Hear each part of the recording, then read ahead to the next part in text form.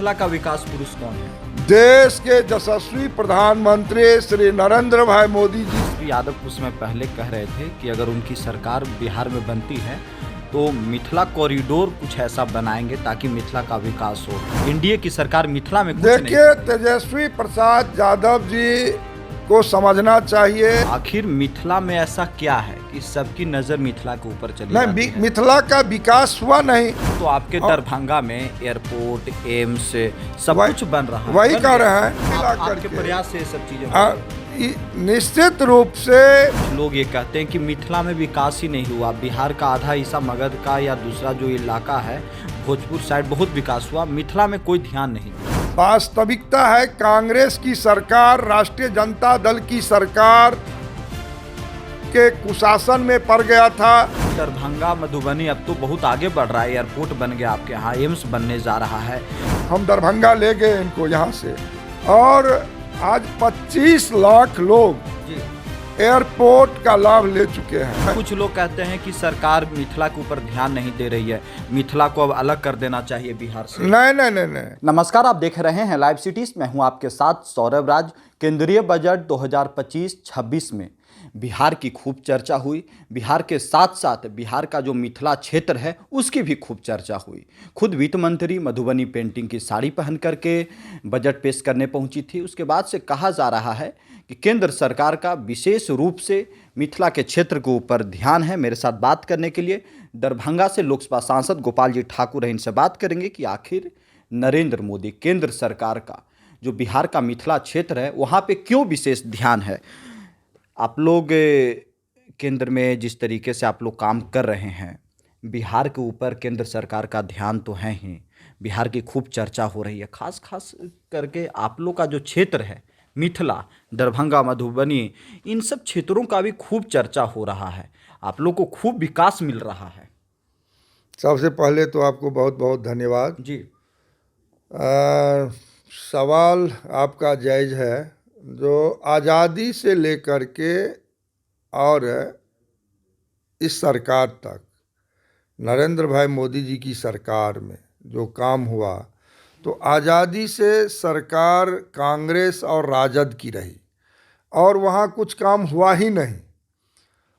लोग बात बनाते रहे। उदाहरण स्वरूप एक दरभंगा महाराज एक 62 एकड़ की भूमि दिया था मिथिला संस्कृत स्नातकोत्तर शोध केंद्र के लिए, और 62 एकड़ भूमि पर देश के प्रथम राष्ट्रपति डॉक्टर राजेंद्र प्रसाद जी जाकर के शिलान्यास किए 1951 में, और उस समय सरकार कांग्रेस की थी। फिर राष्ट्रीय जनता दल की सरकार बनी, लेकिन वह शिलापट लगा रह गया।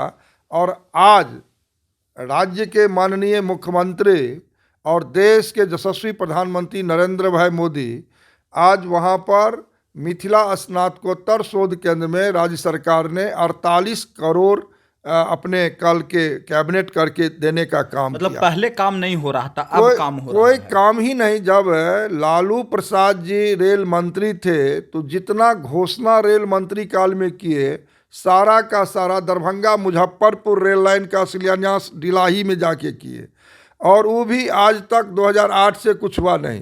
कहीं हॉल्ट का घोषणा कर दिए, कहीं पर डबलिंग का कर दिए, लेकिन कुछ हुआ नहीं। अब हो रहा है। लेकिन देश के यशस्वी प्रधानमंत्री परम आदरणीय श्री नरेंद्र भाई मोदी जी को हम नव भारत के विश्वकर्मा का संज्ञा देते हैं, जिन्होंने 86 वर्ष बाद मिथिला की बात आप किए हैं, तो कोसी रेल महासेतु बना करके 86 साल बाद जोड़ने का काम किए।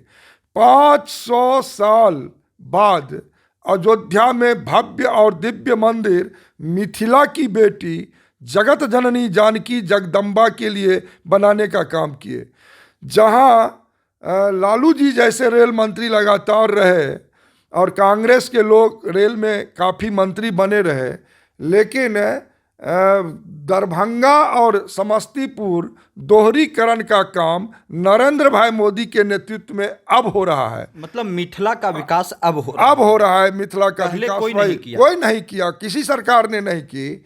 और आज आपको कह दें, जो नरकटियागंज, सीतामढ़ी, दरभंगा का 4,552 करोड़ का डबलिंग करण का काम अब हो रहा है।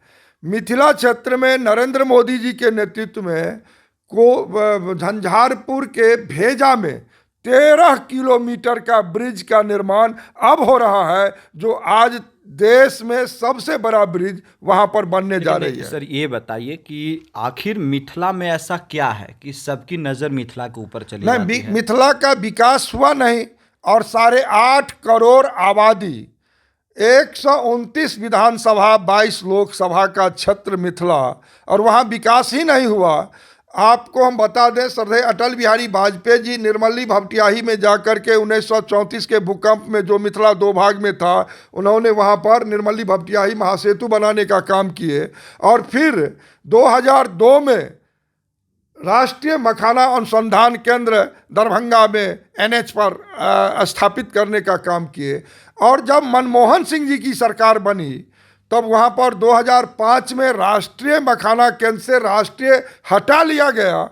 जब आदरणीय नरेंद्र भाई मोदी से हमने कहा, जो अटल जी हमको दिए थे, तो भारत सरकार के उस समय के कृषि मंत्री आदरणीय नरेंद्र सिंह तोमर दरभंगा जा करके और राष्ट्रीय मखाना अनुसंधान केंद्र फिर से राष्ट्रीय जोड़ने का काम किया। अब तो आपके दरभंगा में एयरपोर्ट, एम्स सब कुछ बन रहा है, वही कह रहे हैं।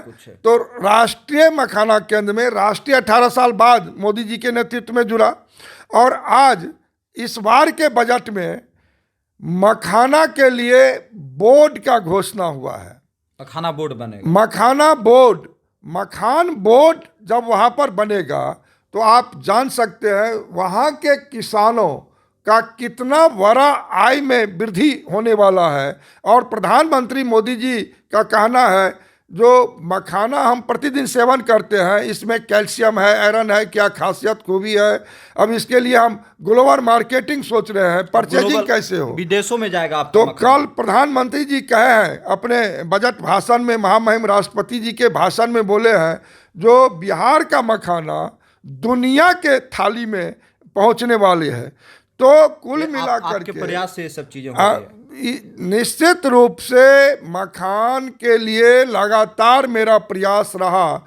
मखान का माला हम बना करके महामहिम राष्ट्रपति, उपराष्ट्रपति, प्रधानमंत्री, गृह मंत्री, वित्त मंत्री, सारे राष्ट्रीय मखाना का माला, मखान कल भी माननीय वित्त मंत्री जी से मिल करके मखान देने का काम किया है। आपने मखाना बोर्ड की घोषणा की है, इसके लिए आपको आभार और धन्यवाद दिया। ये बताइए सर कि कुछ लोग ये कहते हैं कि मिथिला में विकास ही नहीं हुआ। बिहार का आधा हिस्सा, मगध का या दूसरा जो इलाका है भोजपुर साइड, बहुत विकास हुआ, मिथिला में कोई ध्यान नहीं दिया। मिथिला में वास्तविकता है, कांग्रेस की सरकार, राष्ट्रीय जनता दल की सरकार के कुशासन में पड़ गया था, और नरेंद्र भाई मोदी जब से प्रधानमंत्री बने, नीतीश कुमार की NDA की सरकार जब बिहार में बना है, तब वहाँ पर अभी हमको लगता है 1700 करोड़ से अधिक की लागत से एम्स का 13 नवंबर को प्रधानमंत्री नरेंद्र भाई मोदी जाके शिलान्यास किए हैं, और वहाँ एम्स बनेगा। तो उत्तर बिहार के 8.5 करोड़ आबादी, नेपाल के 14 जिला, पश्चिम बंगाल के 6 जिला और सिक्किम के मुख्यमंत्री का मानना है जो मेरा भी निकट का एम्स होगा, तो निश्चित रूप से लाखों लोगों को रोजगार होगा, हजारों लोगों को नौकरियां मिलेगी, सैकड़ों बच्चा MBBS की पढ़ाई करेंगे। तो एम्स वरदान साबित हुआ मिथिला के लिए। दरभंगा, मधुबनी अब तो बहुत आगे बढ़ रहा है, एयरपोर्ट बन गया आपके यहाँ, एम्स बनने जा रहा है, मिथिला हाट इतना बड़ा अब आप देखें एयरपोर्ट, तत्कालीन मंत्री उस समय में माननीय हरदीप सिंह पुरी जी थे, हम दरभंगा ले गए इनको यहाँ से, और आज 25 लाख लोग एयरपोर्ट का लाभ ले चुके हैं, और 912 करोड़ की लागत से अभी प्रधानमंत्री जी शिलान्यास किए हैं दरभंगा एयरपोर्ट, अंतर्राष्ट्रीय एयरपोर्ट बने। माननीय मुख्यमंत्री जी अभी फिर 90 एकड़ जमीन, तो विकास हो रहा है ना मिथिला में, तो हर क्षेत्र में नरेंद्र मोदी जी के नेतृत्व में विकास।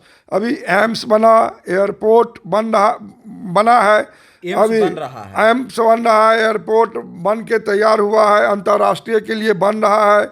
बिहार का दूसरा आईटी पार्क दरभंगा में बना है, बिहार का दूसरा तारामंडल दरभंगा में बना है, दरभंगा समस्तीपुर दोहरीकरण हो रहा है।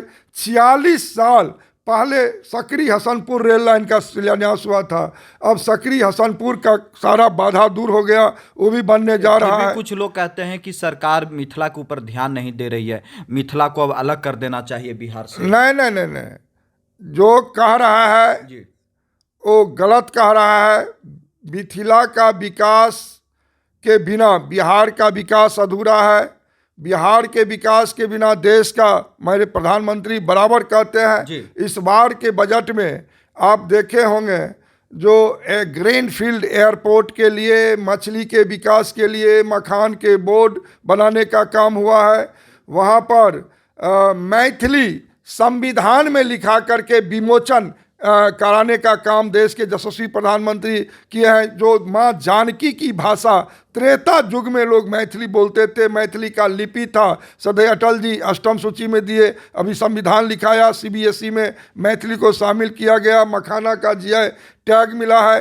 सुपर स्पेशलिटी अस्पताल दरभंगा में अभी माननीय जेपी नड्डा जी जाके उद्घाटन किए हैं, मुजफ्फरपुर में उद्घाटन हुआ है, अभी भागलपुर में, गया में, सब जगह ये भी हुआ है। World class station Bapu Dham Motihari में बन रहा है। दरभंगा का शिलान्यास प्रधानमंत्री ये बताइए, मिथिला का विकास पुरुष कौन है सर? मिथिला का विकास पुरुष कौन है? देश के यशस्वी प्रधानमंत्री श्री नरेंद्र भाई मोदी जी के नेतृत्व में जो काम हो रहा है, बिहार के माननीय मुख्यमंत्री नीतीश कुमार के नेतृत्व में जो काम हो रहा है, निश्चित रूप से विकास पुरुष राज्य के माननीय मुख्यमंत्री नीतीश कुमार और देश के हमारे परम यशस्वी प्रधानमंत्री नरेंद्र भाई मोदी जी हैं। लेकिन तेजस्वी यादव कुछ समय पहले कह रहे थे कि अगर उनकी सरकार बिहार में बनती है तो मिथिला कॉरिडोर कुछ ऐसा बनाएंगे ताकि मिथिला का विकास हो। एनडीए की सरकार मिथिला में कुछ नहीं कर रही है। देखिए, तेजस्वी प्रसाद यादव जी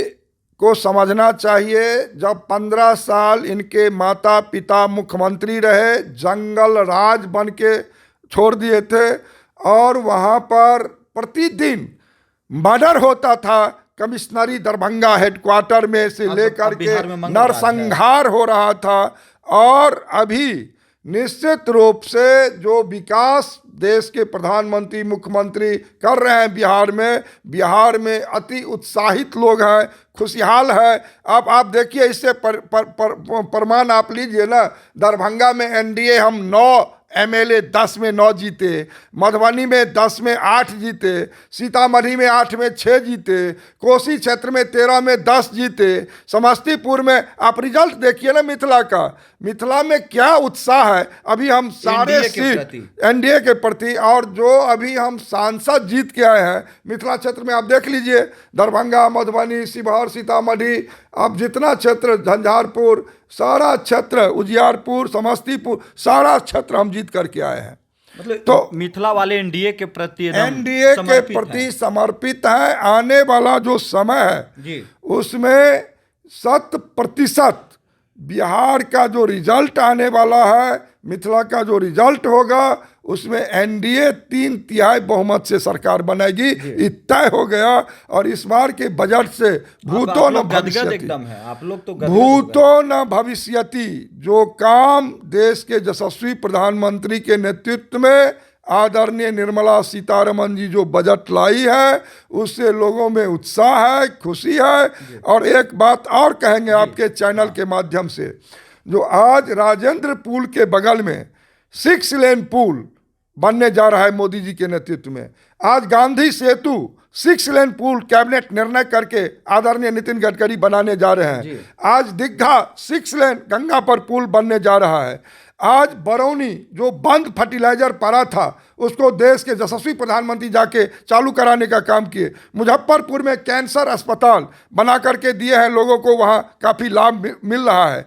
आज हर क्षेत्र में जो काम देश के यशस्वी प्रधानमंत्री ने, जो ज्योतिर्लिंग पर बाबा बैद्यनाथ की बात आप करें, चाहे काशी विश्वनाथ की बात करें, उज्जैन महाकाल की बात करें, सोमनाथ, केदारनाथ की बात करें, सारे ज्योतिर्लिंग पर भी काम चल रहा है। और भेंट द्वारिका में हजारों वर्ष पहले जब सुदामा श्री कृष्ण से मिलने गए, वहाँ भी आदरणीय नरेंद्र मोदी जी के नेतृत्व में नितिन गडकरी जी ब्रिज बनाने का काम किया है। हर विकास अब बहुत हो रहा है, अब तो आप बहुत विकास गिना दिए सर। देखिए, मुस्लिम समाज के लोग भी हमसे मिलने आते हैं तो बोलते हैं, जो यूक्रेन गया था बच्चा बुआ पढ़ने, यदि मोदी नहीं रहते तो युद्ध नहीं रुकता, बच्चा का मुंह नहीं देखते। आप विकास बहुत गिना रहे हैं। और आपको हम बता दें, जो यूक्रेन का भी युद्ध यदि आज रुका तो मोदी के नेतृत्व में रुका और 23,000 भारतीय बच्चा वापस आया। आज G20 का मोदी जी ने जो अध्यक्षता करके दुनिया को दिखाने का काम किए। देखिए, नरेंद्र मोदी जी को हम बारंबार बधाई और धन्यवाद तो आभार प्रकट करते हैं, जो ये नव भारत के विश्वकर्मा के रूप में संपूर्ण देश के जो कहते हैं सबका साथ, सबका विकास, सबका प्रयास, सबका साथ। तो इस परिकल्पना से जो 1947 का विकसित भारत बनेगा, उसका यह बजट था और यह बजट प्रशंसनीय बजट हुआ है। भूतो न भविष्यति, नरेंद्र मोदी जी का जो परिकल्पना है, गरीब कल्याण योजना। 1 मिनट हम आपका समय लेंगे। जी। और जो मिथिला का क्षेत्र है, कोसी, कमला, गंडक, बलान, भूतही, अधुमारा समूह, सारे बांध पर शरणार्थी 6-6 महीना रहते थे, कांग्रेसी के समय में, आरजेडी के समय में, और ऊपर के तरह खोजते रहते थे जो बिस्कुट का पैकेट कौन गिरा देगा और चूड़ा और चावल का। लेकिन आज उज्ज्वला योजना के तहत जो नरेंद्र मोदी जी 12